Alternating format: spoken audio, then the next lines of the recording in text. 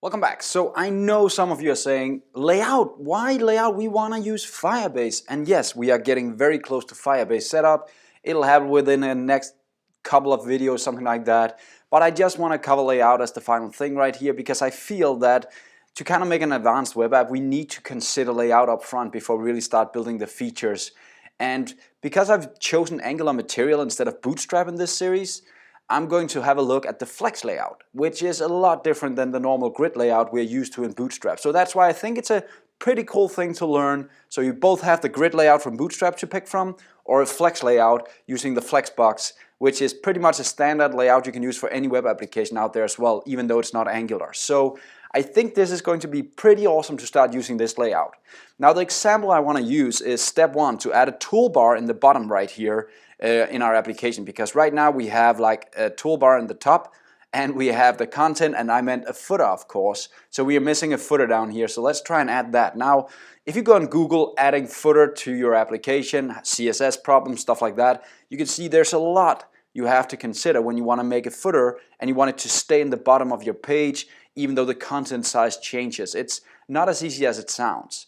But the Flex layout, it gives you some possibilities to make it at least easier if you understand the layout. And that's the problem, I think. It's pretty hard to understand the layout up front, especially if you're used to grid layout from Bootstrap, which I pretty much am.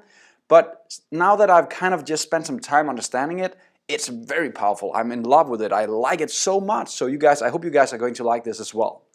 Now I've added a small link in the description from this guide right here, where there's a small Angular Collect 2017. They have a small guide on using Flex layout in Angular, and go and watch that video. I think if you watch the first 10-15 minutes, you'll already have a good understanding about why I'm so excited. Because it's very easy to, with these videos, just to get a great understanding in the first 15 minutes about this Flex layout. Of course, I'll show you the features, but this is a great, I think this is a great video. So go and watch it if you have the time.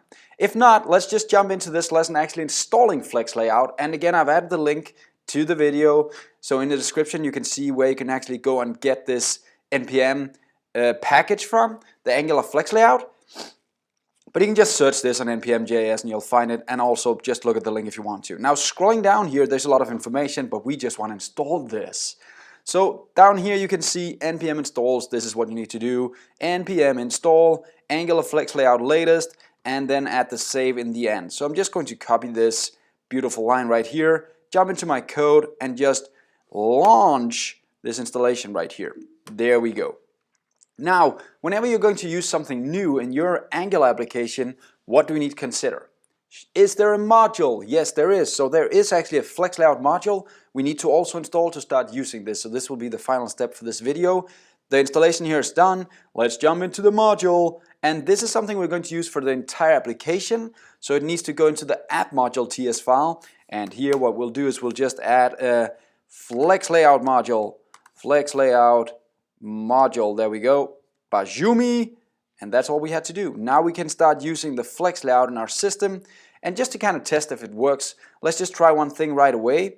I'm jumping into my app component HTML, and right now I have a main container here, and if you guys remember, I kind of went in and I said the main container should have a height of 100%. Let's just remove that for now, just getting it out of the way, saving that. Let's try and look at our application running right now. And look at this, it just removed. I don't have full width anymore. That sucks. Let's try and fix it with the Flex layout.